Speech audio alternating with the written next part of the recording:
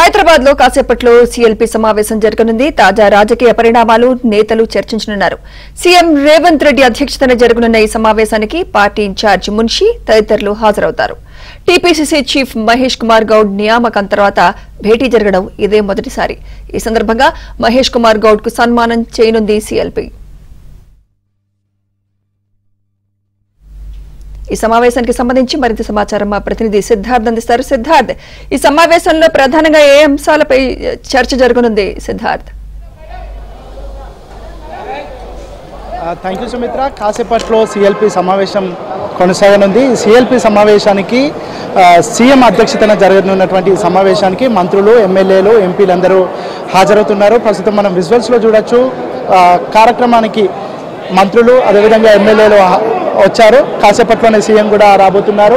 ఇక ఈ CLP సమావేశము PCC చీఫ్గా మహేష్ కుమార్ గౌడ్ నియామకం అయిన తర్వాత జరుగుతున్నటువంటి తొలి సమావేశం కాబట్టి సీఎల్పీలో మహేష్ కుమార్ గౌడ్ కూడా ఎమ్మెల్సీగా ఉన్నటువంటి నేపథ్యంలో ఆయనకు సన్మానం చేసే కార్యక్రమం ఈరోజు ఉంటుంది. దాని తర్వాత పార్టీకి సంబంధించినటువంటి అంశాలు, ముఖ్యంగా పార్టీకి ప్రభుత్వానికి మధ్యలో గ్యాప్ ఉందని చాలా రోజుల నుంచి చర్చ జరుగుతూ ఉంది.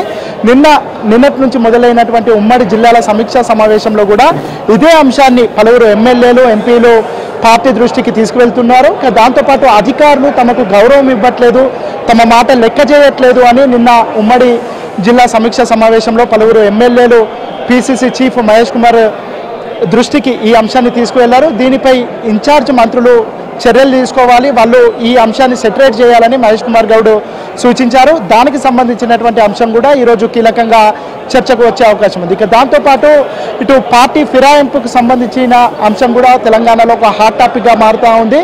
అయితే పార్టీ ఫిరాయించి బీఆర్ఎస్ పార్టీ నుంచి గెలుపొంది కాంగ్రెస్ పార్టీలోకి వచ్చినటువంటి ఎమ్మెల్యేలు కూడా ప్రస్తుతం సీఎల్పీ సమావేశానికి వస్తున్నారు. ఇప్పటికే కడియం శ్రీహరి బీఆర్ఎస్ పార్టీలో గెలిచి కాంగ్రెస్ పార్టీలోకి వచ్చారు. ఆయన కాసేపటి క్రితమే సమావేశానికి వచ్చారు. ఇక మిగతా ఎమ్మెల్యేలు కూడా, ఫిరాయించినటువంటి ఎమ్మెల్యేలు కూడా కాంగ్రెస్ పార్టీ సీఎల్పీ సమావేశానికి రానున్నారని హస్తం నేతలు చెప్తా ఉన్నారు. ఇక ఇంట్రెస్టింగ్ విషయం, అరికపూడి గాంధీ సీఎల్పీ సమావేశానికి వస్తారా రారా అనేది ఒక హాట్ టాపిక్గా మారిందని చెప్పుకోవచ్చు. కాంగ్రెస్ పార్టీకి సంబంధించినటువంటి నేతలు మాత్రం అరికపూడి గాంధీ వచ్చే అవకాశం ఉంది, ఖచ్చితంగా వస్తారు సమావేశానికి కొంతమంది హస్తం నేతలు చెప్తా ఉన్నారు.